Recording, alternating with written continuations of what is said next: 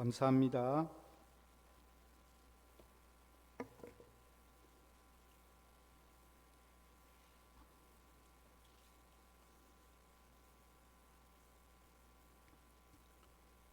이스라엘하고 이집트하고 비교를 하면 실제적으로 더 좋은 땅은 어디일까요?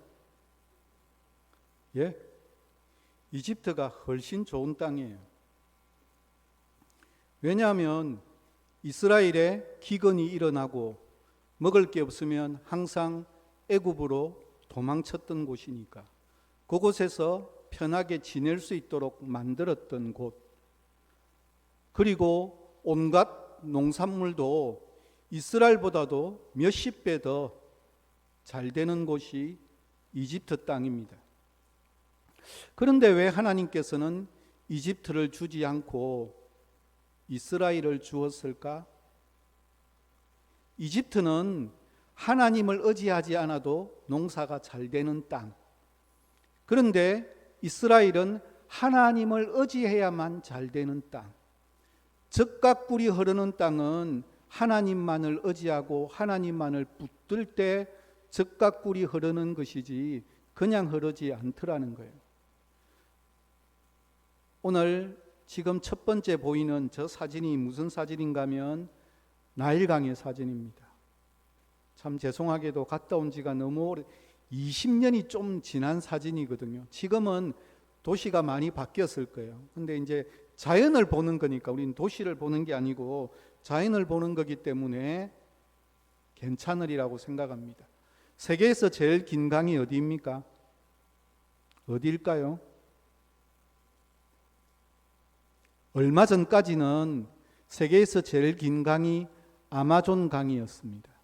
그런데 작년에 발표된 자료에 의하면 나일강이 제일 긴 강으로 등록되었습니다. 나일강은 6,700km쯤 되는 참으로 거대하고 긴 땅입니다. 아프리카 몇 나라가 나일강에서 혜택을 볼까요? 11나라가 나일강에서 흘러가는 강물을 가지고 혜택을 보고 사막화가 되어가는 것을 더디게 만드는 정말 특별한 강입니다.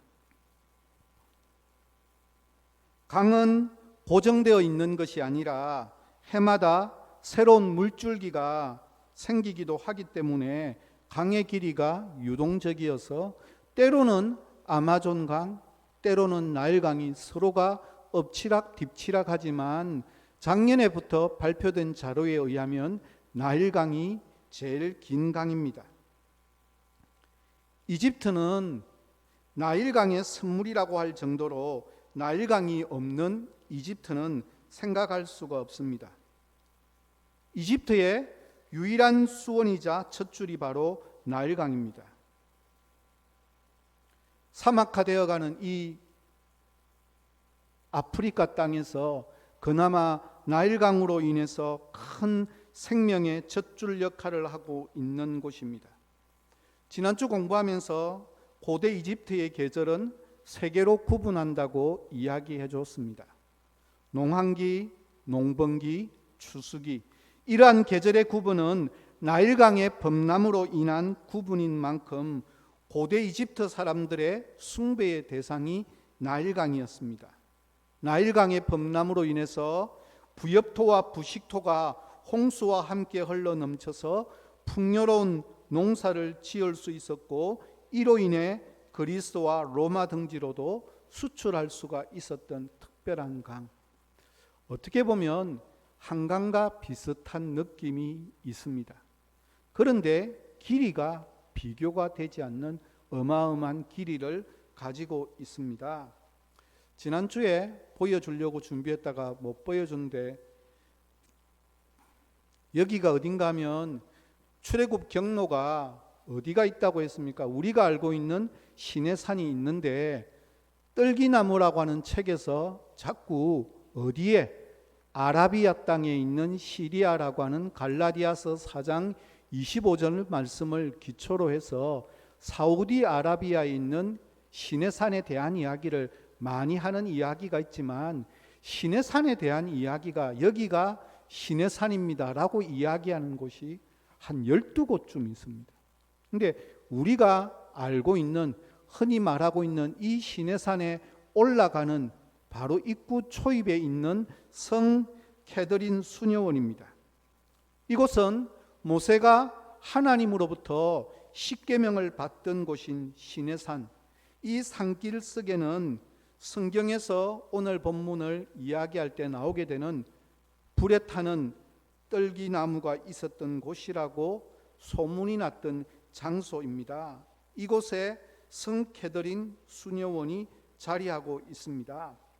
이 수녀원의 이름은 기독교 선교 초기에 희생당한 알렉산드리아 출신의 순교자인 캐더린의 이름을 따서 지어졌습니다.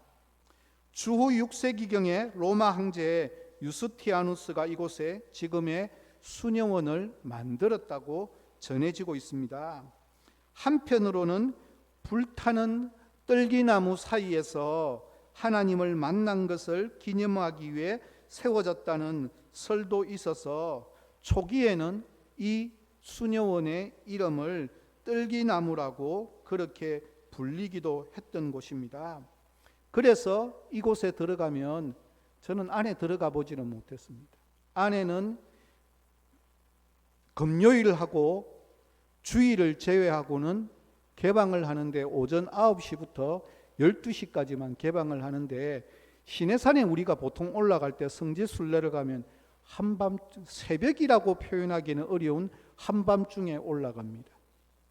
정상에서 일출을 보기 위해서 그러거든요. 그래서 여기가 9시부터 12시까지 열기 때문에 거의 대다수가 잘 들어갈 수 없고 개인적으로 시간을 맞추어서 들어가야만 볼 수 있는데, 이곳에는 얼마나 많은 유물들이 많이 있는지 모릅니다.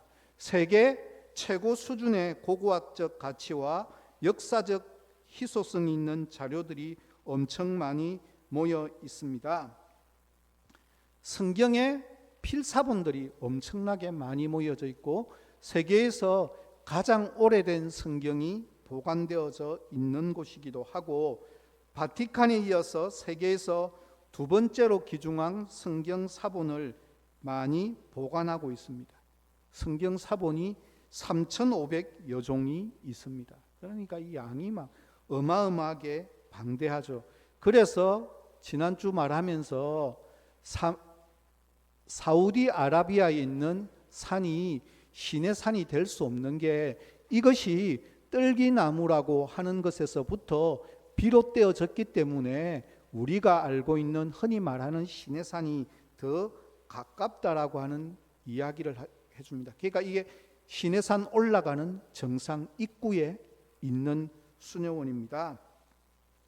이곳에는 떨기나무 예배당도 있고, 세계에서 가장 오래된 목파 성화상인 그리스도 목파나가 보관되어져 있습니다. 그 외에도 진귀한 자료들이 얼마나 많이 있는지 모르겠습니다. 이때까지 서론이었고, 이제 오늘부터 출애굽기 이야기에 들어가도록 하겠습니다. 요셉으로 인해서 이스라엘이 애굽에서 보호받고 편안하게 잘 지내다가 역전 현상이 일어나게 되었습니다. 여기에 대해서 출애굽기 1장 8절은 이렇게 말씀합니다.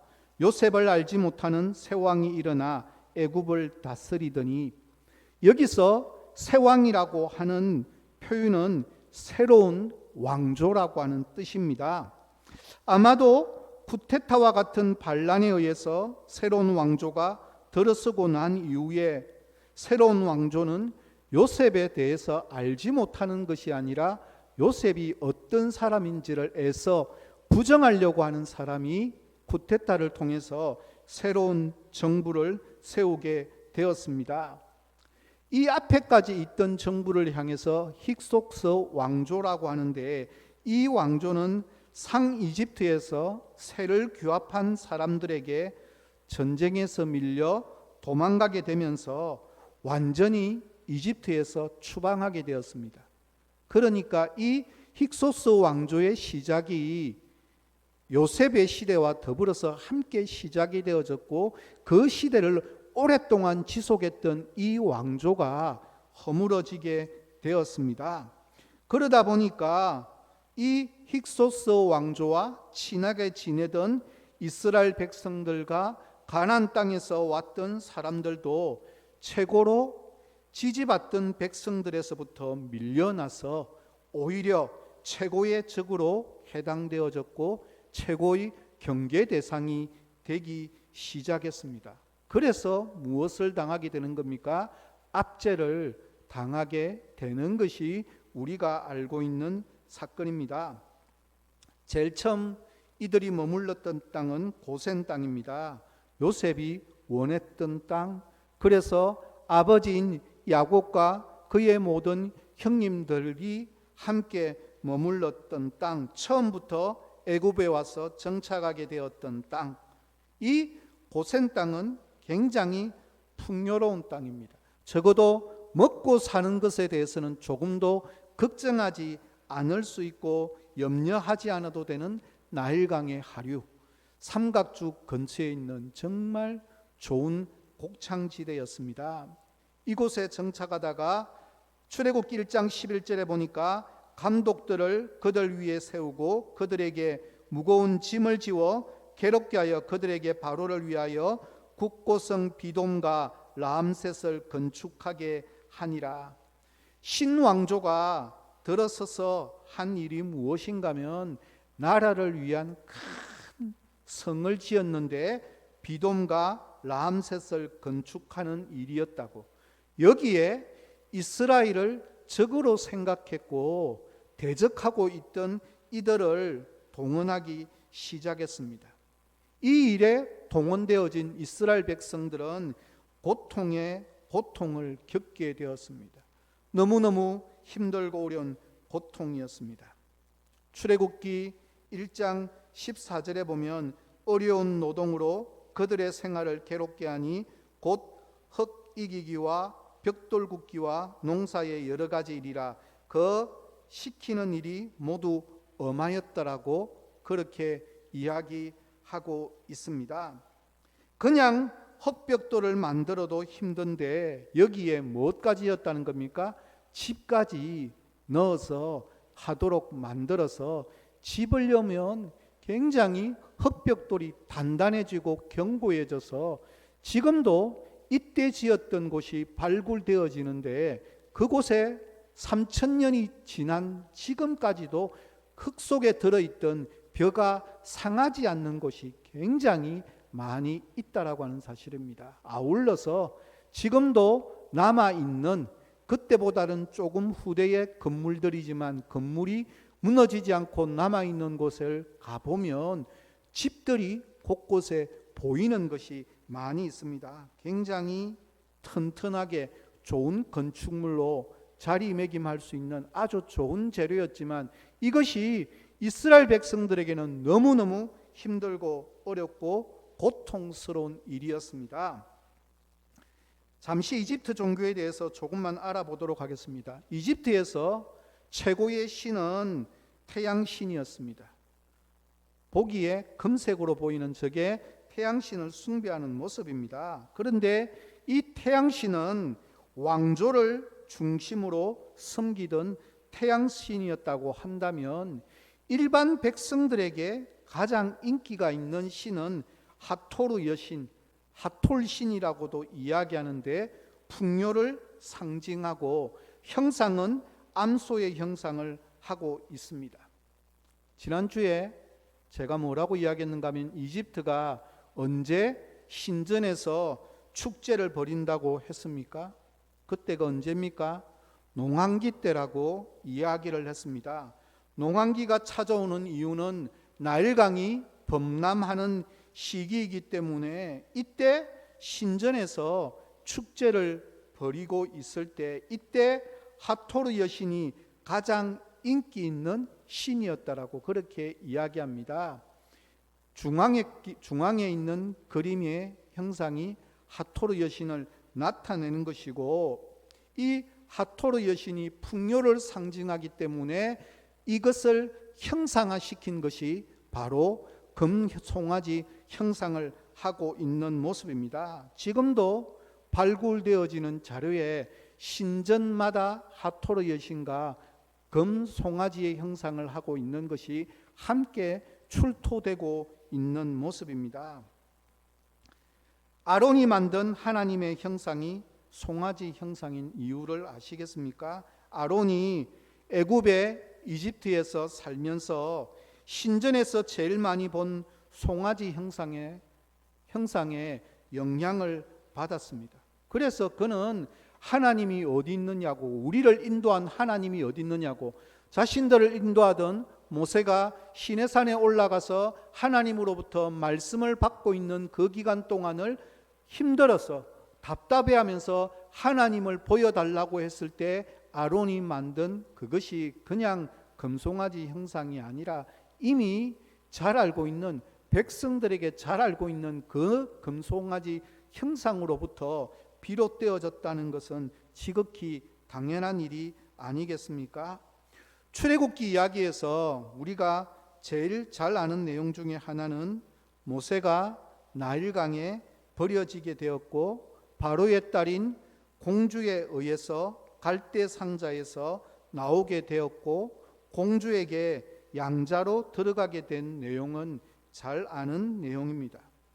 그런데 왜 공주는 바로 궁전에 어마어마하고 금으로도 짓고 상아로도 지은 좋고 화려하고 특별한 목욕시설을 다 버리고 왜 더러울 수도 있는 나일강까지 나와서 목욕을 하고 있었을까요? 이때 당시 나일강은 풍요의 상징입니다.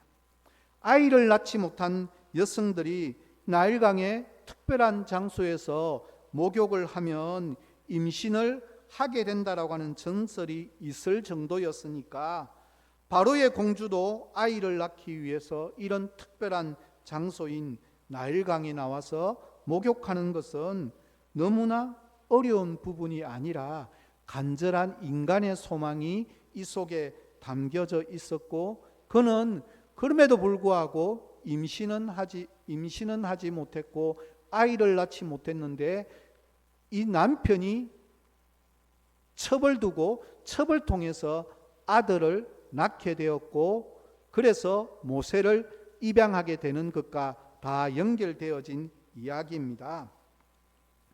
모세가 어떤 사람인지에 대해서 그는 40년 동안 궁전에 살아가면서 무엇을 했을까? 사도행전 7장 22절은 이렇게 이야기합니다. 모세가 애굽 사람의 모든 지혜를 배워 그의 말과 하는 일들이 능하더라, 그렇게 표현하고 있습니다. 모세가 40년 동안 애굽의 궁전에서 무엇을 배웠을까요? 기하학도 배우고 건축학도 배우고 논리학도 배우고 그때 당시 세계 최고의 학문을 다 배울 수 있고 습득할 수 있는 특별한 혜택을 그는 마음껏 누렸습니다. 그래서 출애굽기에서 성막을 제작하고 법궤를 제작하는 모습을 보면 하나님께서 모세에게 도면을 주는 이야기를 하는 것이 아니라 보여주는 것이 아니라 하나님께서 어떻게 하셨습니까? 말씀만 하시면 모세는 그 이야기를 어떻게 해야 되는지 충분하게 다 알아들을 수 있는 지혜를 가지고 있었습니다. 어떻게 가능했을까? 저는 그것을 40년 동안 왕궁에서 모든 학문, 가장 뛰어나고 훌륭한 학문을 배웠었기에 그 일이 충분하게 가능했으리라고 그렇게 생각해 봅니다. 말만 듣고도 실행에는 능력을 바로의 궁전에서 40년 동안 보고 듣고 깨닫게 되었기에 하나님의 말씀이 무엇인지를 그는 즉각적으로 하나님의 마음에 합하게 표현해내었을 뿐만 아니라 만들어내는 능력이 있었습니다. 만약에 아론에게 하나님께서 시키시면 다른 더 특별한 능력을 주셔야만 그 일을 감당해낼 수 있지만 모세는 이 일을 감당해낼 능력을 이미 왕궁에서 40년 동안 충분하게 터득했다는 사실입니다. 그러나 이것만으로는 이스라엘 백성을 이끌어가기에는 부족하였습니다. 그래서 출애굽기 2장 15절 말씀에 보면 바로가 이 일을 듣고 모세를 죽이고자 하여 찾는지라 모세가 바로의 낯을 피하여 미디안 땅에 머물며 하루는 우물 곁에 앉았더라. 그렇게 이야기합니다. 사실 모세는 애굽의 궁전에서 40년 동안이나 세상 최고의 학문을 배웠을 뿐만 아니라 그것으로는 이스라엘 백성들의 출애굽을 이끌어갈 지도자로서는 조금은 부족한 모습이 있었습니다. 그 나머지 모습을 보충해 가기 위한 것이 미디안 광야에서 40년 동안 광야 훈련을 받았기에 출애굽의 지도자로 가장 완벽한 인물이었습니다. 원래 미디안 광야는 홍해 건너편 지역입니다. 이게 어디라는 겁니까? 사우디 아라비아 땅하고 붙어 있는 곳입니다. 하지만 성경이나 고고학의 증거에 의하면 미디안 부족이 홍해 반대편의 곳곳에서도 흩어져 살았던 유목민이었기 때문에 모세의 장인 이드로를 만난 미디안이 꼭 홍해 건너편이라고 단정 짓기는 어렵고 홍해를 건너가기 전에 있는 그 땅에도 미디안 족속들이 곳곳에 걸쳐서 유목 생활을 하며 이곳저곳을 이동했습니다. 그러니까 홍해강을 중심으로 해서 타원형을 그리면서 양쪽을 다 살았던 지역이라고 하는 사실입니다. 그러니 모세는 궁전에서 최고의 40년의 교육과 그리고 미디안 광야에서 40년의 완벽한 교육을 받을 수가 있었습니다. 출애굽기 3장 1절 말씀입니다. 모세가 그의 장인 미디안 제사장 이드로의 양떼를 치더니 그 떼를 광야 서쪽으로 인도하여 하나님의 산 호렙에 이르매, 원어로 보면 서쪽이 원래 동서남북을 가리키는 서쪽이 아니라 좀 더 바른 번역을 하면 뭐라는 겁니까? 뒤쪽이라는 뜻입니다. 기억나는지 모르겠습니다.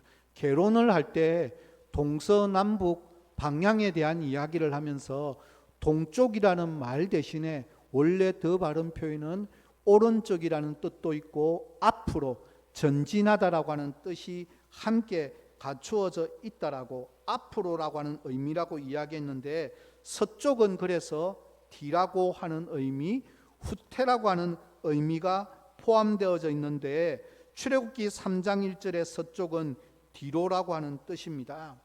이런 호렙산에서 뭘 했을까요? 양떼를 이끌고 모세는 미디안 광야에서 훈련을 받았습니다.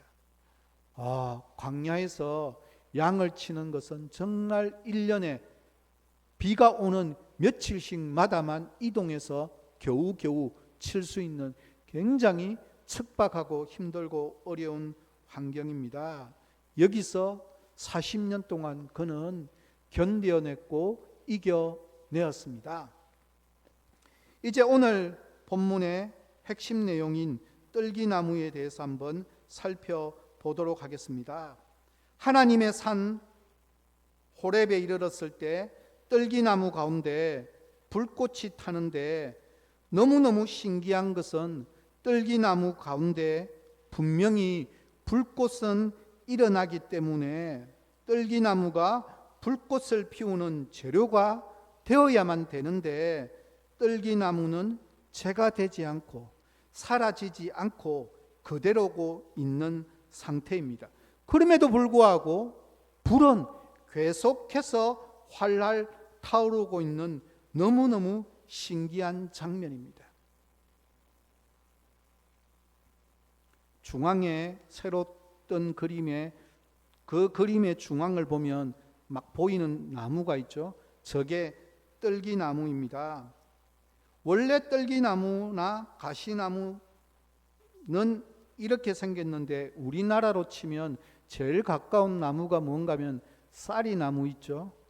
쌀이나무 그런 것인데 이게 광야다 보니 물이 없다 보니 바싹 마른 쌀이나무, 그러니 얼마나 가냘프고 나무가 태양에 의해서 바짝 마르면 굉장히 얇아서 바람이 사막이니까 밤에는 또 바람이 많이 부니까 불면 부러지고 흩어지고 날리고, 그래서 곳곳으로 막 다니다가 어떻게 하는가 하면 광야에 있는 반짝반짝한 돌을 만나면 햇빛이 비추어서 그것이 돋보기 역할을 해서 광야에서 뜰기나무로 인한 큰 불은 아니지만 작은 불들이 곳곳에, 번질 나무들이 없기 때문에 곳곳에서 뜰기나무에서 불꽃이 일어나는 현상은 자주 볼 수 있는 현상이었고 모세도 보고 알고 있는 현상인데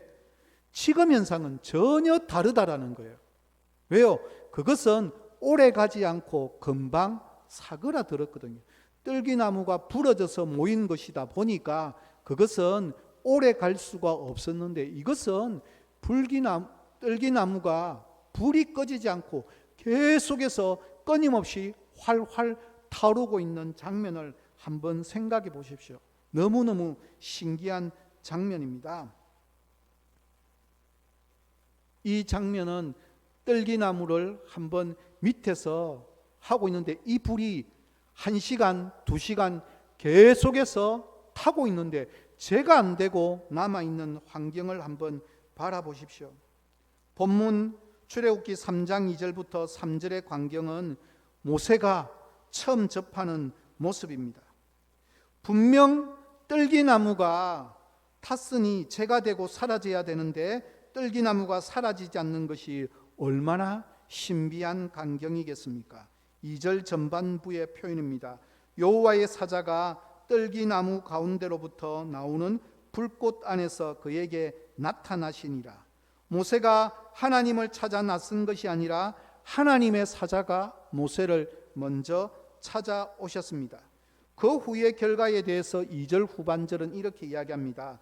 뜰기나무에 불이 붙었으나 그 뜰기나무가 사라지지 아니하는지라. 너무너무 신기한 현상입니다. 도대체 이것을 통해 모세에게 가르쳐 주시는 것이 무엇입니까? 또한 우리에게 가르쳐 주시는 것이 무엇입니까? 그것은 바로 불이 붙었으나 뜰기나무가 사라지지 아니하는 것이 바로 하나님이 일하시는 방법이라고 하는 사실입니다. 이 세상에서 모든 일은 원인이 있기 마련입니다. 뜰기나무에 불이 붙었다면 무엇인가가 타고 있어야 합니다. 불이 스스로 발화하고 계속해서 발화될 수 있기 위해서는 무엇인가가 끊임없이 그 불을 지피는 불쏘시개 역할을 하는 재료가 있어야만 합니다. 그러다가 시간이 지나면 그것은 재가 되어야만 합니다. 불이 스스로 발화하였다 할지라도 계속해서 발화하기 위해서 반드시 무엇인가가 타고 있어야만 합니다. 그런데 뜰기나무에 불이 있는데 나무가 타지 않는 이 신기한 현상, 나무가 타지 않으면 불이 꺼져야 하는데 아무것도 불쏘시개 역할을 하지 않는데도 불이 계속 꺼지지 않고 타오르고 있습니다. 이런 신기한 현상은 인간의 사고방식, 이 세상의 원리로는 결코 이해될 수도 없고 설명될 수도 없는 일입니다.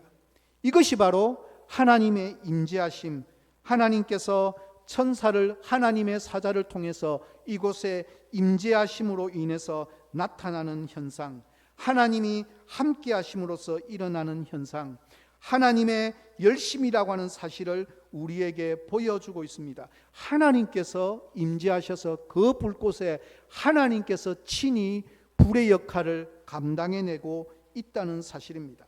모세는 애굽의 궁전에서 40년 동안의 세상 최고의 학문도 하나님의 작품이었습니다. 미디안 광야에서 광야 40년 동안의 훈련도 모세가 원하고 모세가 꿈꾸었던 생활이 아니라 하나님의 계획, 하나님의 작품이었습니다. 이런 모세에게 하나님께서 다시 또 먼저 찾아오시고 하나님이 어떤 분이신지, 뜰기나무에 불이 계속 타기 위해서 너가 불을 피우거나 나무를 넣거나 하지 않아도 하나님께서 친히 불을 시작하고 활활 타오르게 하는 것도 이때까지 모세가 보고 있고 알고 있고 경험했던 방법이 아니라 하나님의 방법으로 일하면 하나님께서 이 불에 그 어떤 재료가 없다 할지라도 이 불은 꺼지지 않고 계속 활활 타오르게 될 것임을 보여주고 있다는 사실입니다.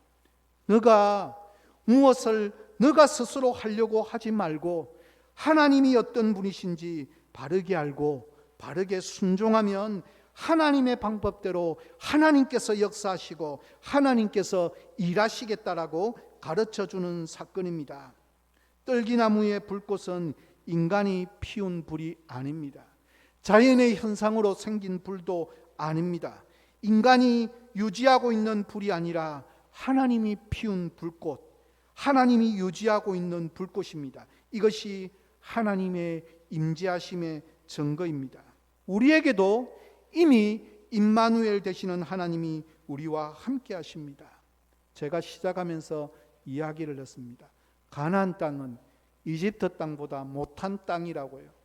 그럼에도 불구하고 더 좋은 땅이 될 수밖에 없는 것은 그것이 젖과 꿀이 흐르는 땅이기 때문에, 무엇 때문에 하나님을 의지하고 하나님 말씀 그대로 순종하는 자들에게는 그 어떤 곳에 있다 할지라도 젖과 꿀이 흐르도록 만들어주시는 하나님의 특별한 은혜의 섭리가 있다는 사실을 모세에게 시작하면서 부르시면서부터 불은 활활 타오르고 있는데 그 어떤 재료도 들어가지 않음에도 불구하고 불꽃이 꺼지지 않는 것을 통해서 하나님의 일하심이 무엇인지 그 하나님이 너와 함께 하심을 보여주고 가르쳐주고 있고 인도하고 있다는 사실입니다. 오늘 이 밤도 우리와 함께 임재하여 주시는 하나님을 의지하고 하나님을 바라보기를 소망합니다. 하나님의 방법대로 하나님의 뜻에 순종하며 살아가는 이 밤 되게 해달라고 오늘도